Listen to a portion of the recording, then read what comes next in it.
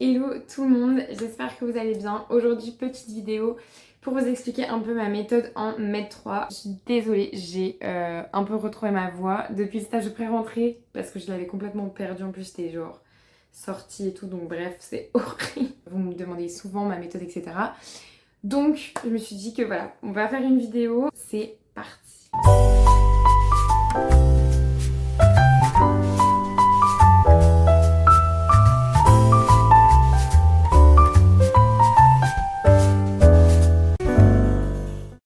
Du coup déjà pour commencer, comment est-ce que j'organise un peu genre mes semaines au fur et à mesure du semestre? Déjà du coup tous les événements un petit peu, les cours, les trucs que j'ai prévus, ils sont tous mis sur mon agenda, genre c'est j'utilise genre Google Calendar. Comme ça c'est hyper simple d'avoir une vue d'ensemble etc. au mois, à l'année. Et il faut savoir aussi que tous mes cours, alors j'organise vraiment toutes mes révisions etc. Tout est sur Notion. Donc je pense que je vais vous montrer un peu à l'image, mais je ferai peut-être, si ça vous intéresse, une vidéo dédiée à Notion parce qu'en vrai, genre, on me pose vachement de questions là-dessus. Et vraiment, c'est tellement pratique. J'ai un endroit où je liste tous les cours, que ce soit tous les cours voilà, de Ronéo ou alors même avec les collèges, tous les items des collèges. Vous voyez, en fait, à chaque fois, je note la date, la dernière fois que je l'ai vu, le jour où je vais devoir le réviser, combien de fois est-ce que je l'ai vu, combien de fois est-ce que j'ai fait d'annales. C'est vraiment à partir de là que je m'organise. Donc pour organiser un petit peu ma semaine, ce que je fais, c'est que concrètement tous les dimanches soirs, je prends juste 5-10 minutes pour faire un petit peu mon premier emploi du temps de la semaine. Je note les trucs déjà que j'ai de prévu dans la semaine, que ce soit les moments où je dois me rendre à la fac, les cours, les TD, etc. Si j'ai un truc de prévu dans la semaine un peu plus perso, job étudiant, tutorat, patati patata, le sport, à peu près quand est-ce que je veux le faire, pour avoir une vision un peu globale et savoir quand est-ce que j'ai un truc de prévu, quand est-ce que je peux réviser, etc. Ce que je faisais notamment en MED 2 et au final je me suis rendu compte que ça me stressait trop et ça me mettait trop de barrières, etc. C'était de faire en fait genre vraiment de marquer à l'avance genre tous les cours que j'allais devoir faire dans la semaine. Sauf qu'en fait ça laissait pas trop place à l'imprévu et du coup ça me faisait facilement culpabiliser et tout quand j'arrivais pas à remplir genre le planning que je m'étais mis. Parce que personnellement avoir un cadre, il me faut un cadre etc dans la journée pour arriver à faire les choses que je dois faire, sinon ça devient n'importe quoi. Mais ce que je fais maintenant c'est que je le fais la veille pour le lendemain, voire même le matin même, genre le jour même. Soit je me mets genre je dois faire tel cours, tel cours, tel cours, tel cours. Soit je me dis je fais plutôt des plages horaires, genre le matin je vais faire telle matière et l'après-midi je vais faire telle matière. Et du coup ça laisse beaucoup plus place à l'imprévu parce que il y a des moments donnés où on est plus productif que d'autres fois. Et aussi je me mets pas trop de choses dans la journée pour justement à la limite si j'ai du temps faire plus que prévu. Mais c'est beaucoup mieux genre de ne pas se mettre trop de trucs plutôt que se mettre une pression immense, enfin ça ne sert à rien donc voilà. Il faut aussi savoir que je me mets pas trop la pression, moi je dois travailler de telle heure à telle heure etc. mais de manière plutôt naturelle, me lever assez tôt le matin, genre souvent je me lève vers genre 7h, un truc comme ça, travailler de 7h, non pas de 7h, abusons pas, de 8h, 8h30 jusque, je sais pas, genre 17, 18h. Ça dépendait des fois aussi, est-ce que je devais me déplacer jusqu'à une BU, etc. Mais en vrai, c'était à peu près ça, on va dire genre 8h30, 17h. Avec évidemment une pause le midi ça pouvait être une pause de 1 heure, voire facilement 2 heures. C'est vraiment un cadre, on va dire vraiment 8h30, 18h. C'est ma période où je révise, c'est vraiment pas du non-stop. Voilà, après il faut aussi savoir qu'en MED 2 et en MED 3, j'avais facilement 2 à 3 choses obligatoires à la fac, et TD ou ce genre de choses. Et souvent, vu que j'habite pas à côté de la fac, genre j'essayais d'aller à la fac pour la journée. J'essayais de renta un minimum le temps de trajet. Il faut savoir aussi que surtout en MED 3, je travaillais quasiment jamais le soir, sauf évidemment en période de rush avant les examens, mais je travaillais genre jamais le soir et le week-end je travaillais vraiment très peu. J'en profitais vraiment à ce moment-là pour faire soit genre les trucs que je devais faire perso pour le tuto etc, soit juste pour me reposer, faire autre chose, sortir, enfin peu importe. Ok, maintenant on va rentrer dans le vif du sujet de ma méthode de travail. Vraiment, comment est-ce que j'apprends un cours, comment est-ce que je m'organise. Déjà, première chose, c'est que j'aimerais dire qu'il y a vraiment eu des grosses différences entre la MED 2 et la MED 3. Pour moi, la MED 2, je l'appelle toujours un peu mon année test. Ça dépend vraiment des gens, mais moi, ma MED 2, c'était le moment où je sortais d'une passe, donc d'une année de concours, et où je savais pas trop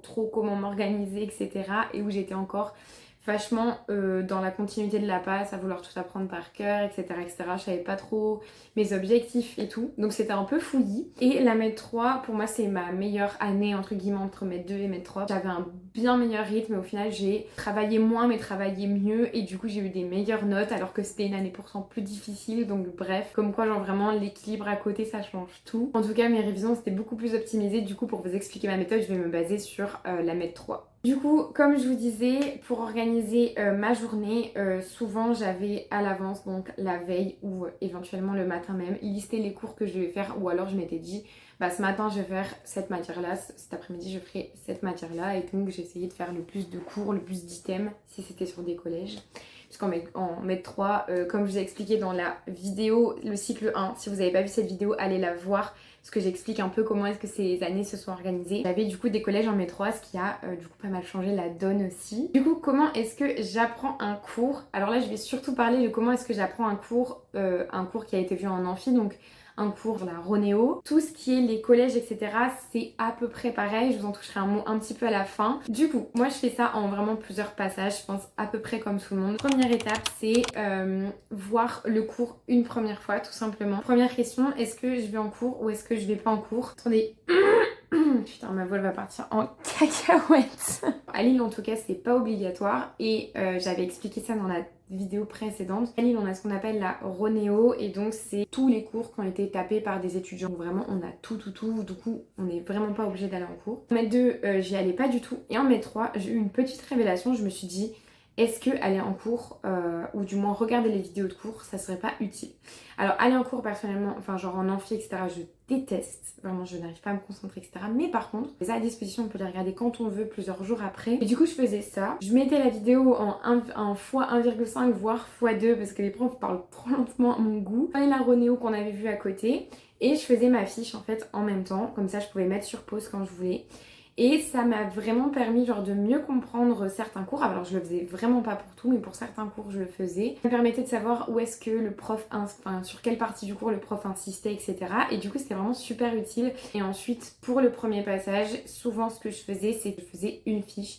Vraiment, faire une fiche, c'est l'essentiel de ma méthode de travail. J'ai un peu tout essayé, genre pas faire de fiches, ne faire que surligner ou voilà, et en fait ce qui marche vraiment le mieux pour moi c'est de faire une fiche, y compris sur les collèges, parce que j'ai besoin que ce soit un peu mis à ma sauce, à ma... Genre vraiment j'ai une mémoire très visuelle, et du coup ça me sert vraiment à mieux retenir. Ma fiche, soit, comme je l'ai dit, soit je la fais avec la vidéo, soit je la fais avec directement la Ronéo. En tout cas sur ma fiche je ne réécris pas tout, je fais beaucoup genre d'abréviations, etc., des flèches, patati patata. Je peux faire ça sous forme de tableau aussi, genre vraiment des tableaux récap, c'était hyper utile. C'est beaucoup de la reformulation, essayer de schématiser, etc., etc. Truc très important aussi, troisième point du premier passage, c'est d'essayer de comprendre un maximum le cours. Hyper important, ce que j'ai un peu négligé en MED 2, où je cherchais pas vraiment à comprendre. Ça pouvait être du coup avec la vidéo de cours, en allant chercher des trucs sur internet, en regardant des vidéos YouTube, en allant chercher des illustrations, des images par exemple, les signes cliniques, ce genre de trucs. Dès qu'il y a un truc que tu comprends pas dans le cours, tu vas chercher à comprendre, et ça change tout déjà pour retenir, parce que genre c'est beaucoup plus pertinent, genre nos cours, même s'il y en a qui sont pas passionnants, faut quand même qu'ils nous servent à quelque chose, donc autant en tirer profit. Deuxième passage, c'est apprendre le cours. Je pense que ça dépend beaucoup des gens. Il y a des gens qui ont une mémoire, qui vont juste lire ou écouter le cours et ils vont le retenir. Moi personnellement, ma manière d'apprendre, c'est de un peu réciter, mais c'est ce que je fais depuis le départ. Vraiment genre réciter, alors soit réciter à voix haute chez moi, ou alors ça peut genre être dans ma tête ou quoi. Que j'ai essayé de faire, mais que je vous avoue j'ai pas trop fait, mais en vrai c'était super sympa de faire ça, enfin vraiment j'ai trouvé ça super utile. C'est genre d'apprendre le cours le lendemain ou le lendemain de la première fois où je l'ai vu, vous voyez. Genre le cours était encore frais dans ma mémoire et du coup ça me permettait genre de l'apprendre plus facilement, mais je vous avoue que j'ai loin de là fait ça tout le temps, donc voilà.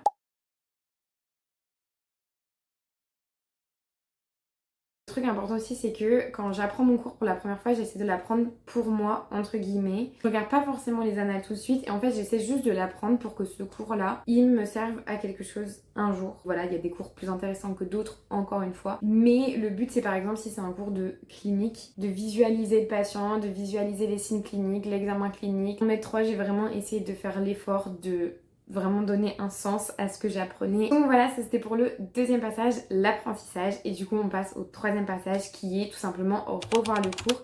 Et à ce moment-là, c'est revoir le cours et regarder un petit peu ce qui tombe. Donc je regardais un petit peu les annales, tout ça, tout ça. Et ce qui a beaucoup changé de la MET 2 à la MET 3, et ça vraiment hyper important, c'est qu'en MET 3 j'ai vraiment visé ce qui tombait aux examens, parce que souvent c'est la même chose qui tombe, et même si c'est pas la même chose qui tombe, c'est souvent le même genre de liste qui tombe. Genre d'abord je regarde les annales, j'essaie de les faire, souvent j'arrive pas à faire la première fois parce que je suis en mode qu'est-ce que c'est que ces questions, et après je vise. C'est-à-dire que je sais que dans tous les cas, le cours, je l'ai appris bien, entre guillemets, une première fois. Je sais que je l'ai compris, le principal. Donc voilà, et c'est le plus important. Je peux apprendre les listes qui tombent, je peux apprendre les annales sans aucun problème. Et c'est ce que j'ai beaucoup plus fait et c'est ce qui m'a permis en fait d'avoir du coup des meilleures notes en vrai. Je recommande pas genre d'apprendre les annales sans avoir bien appris le cours avant, sans même l'avoir ouvert. Enfin voilà, chacun fait ce qu'il veut, mais genre, enfin voilà, je pense que c'est pas autant tirer quand même profit de nos cours, vous voyez. Mais en tout cas, ça a vraiment changé beaucoup de choses à ma méthode de faire ça. Ce que je faisais, c'est que du coup, je prenais mon carnet, c'est vraiment mon carnet examen. J'écris les annales, déjà, j'écris les annales dans ce carnet.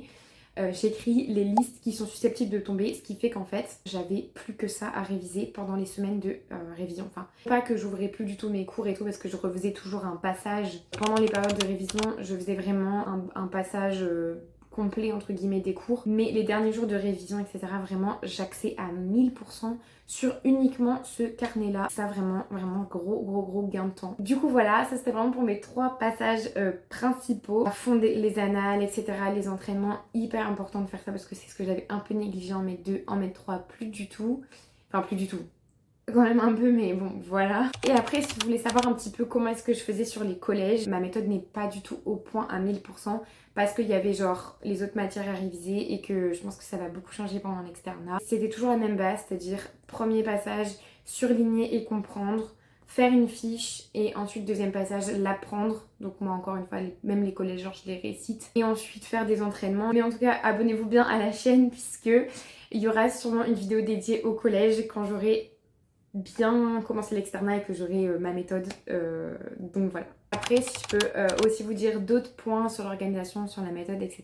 Je pense que c'est hyper important d'avoir des objectifs plus ou moins clairs de ce qu'on veut. Et pareil, en MET 2, j'avais pas d'objectif en fait, tout simplement. Je savais pas trop à quoi m'attendre, je savais pas trop ce que je voulais. Et en MET 3, mes objectifs c'était plus clair. Mon objectif c'était tout simplement de valider à 10. C'est tout ce qui m'importait parce que je me disais que apprendre en mode examen c'était pas pareil que apprendre les cours pour moi. Et comme je vous dis, c'est vraiment ce que j'ai fait. Et au final, avec la méthode que je vous ai expliquée, j'ai eu des meilleures notes qu'en MET 2. Alors qu'en MET 2, j'étais en mode ah oui, il faut que j'ai les meilleures notes possibles entre guillemets. Mon objectif aussi de MET 3 c'était de profiter aussi à côté, de mieux profiter, non pas que j'ai pas profité en MET 2 mais que en MET 2 c'était beaucoup plus fouillis et tout, j'avais plus tendance à culpabiliser alors qu'en MET 3 pas plus du tout parce que j'ai voilà, encore une fois, genre, il y a plein de moments où j'étais pas productive, il y a plein de moments où j'ai culpabilisé, il y a plein de moments où je me sentais pas à ma place. Enfin voilà, genre je ne suis pas parfaite, désolée de vous le dire, mais même si genre j'ai beau donner tous les conseils du monde,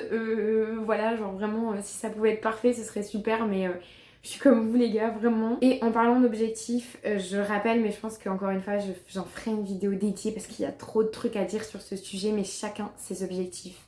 Faut respecter les objectifs des autres, faut respecter qu'on n'a pas tous la même méthode de travail. Faut pas se dire que tel ou tel truc est mieux qu'un autre. Chacun a sa manière de faire et c'est ok. Mais ça vraiment, c'est un sujet qui me tient à cœur parce que je vois vraiment, on se compare trop les uns avec les autres. Même moi la première, hein. On s'en fout en fait, genre vraiment chacun son rythme, voilà, mais j'en ferai une vidéo dédiée parce que j'ai trop de trucs à dire. Tout ce qui est, comme je vous ai dit, j'avais des jobs, j'avais le tutorat, ça aussi ça nécessitait de l'organisation. J'essayais de faire ça à des moments pas trop productifs, donc par exemple le midi, ou par exemple, je sais pas, à un moment donné où j'arrivais plus à réviser, je faisais ça, ou le soir, ou le week-end. Ce qu'il faut se dire, c'est vraiment chaque chose en son temps. Contrairement à la MET 2 où j'essayais de tout faire à la fois, où j'étais en mode, ah oui, je dois faire ci, je dois faire ça, oui, mais sauf que là, je dois réviser, nanani, on s'en tape. On fait les choses quand on a le temps de les faire. Et dernière chose, c'est aussi, s'il y a des moments où j'arrivais plus à travailler, et bah j'ai arrêté de travailler en fait. C'est beaucoup plus facile à dire qu'à faire parce que il y a eu plein de moments où j'étais en mode et j'arrive plus à travailler et ça me stresse et tout parce que j'ai prévu tel ou tel truc et en fait vraiment se dire que vraiment on fait de notre mieux. Et surtout en mai 2 et en mai 3 où c'est des années où il n'y a pas d'enjeu. On s'en fout de pas bien travailler tous les jours, de pas bien travailler toutes les heures et de pas travailler comme son voisin. Donc voilà, écoutez, je pense que j'ai fait le tour sur ma méthode de travail. Si vous avez des questions, il y a peut-être des trucs que j'ai oubliés, peut-être qu'on fera une vidéo FAQ ou un truc comme ça. Mettez vos questions en commentaire ou alors envoyez-les moi sur Instagram, je vous répondrai avec plaisir ou alors dans une prochaine vidéo. J'espère que cette vidéo vous a plu, je vous fais plein de bisous et je vous dis à bientôt pour une prochaine vidéo. Je pense que les prochaines vidéos ce sera plutôt tourné sur l'externe, etc. Donc j'ai trop hâte. Gros bisous et à bientôt.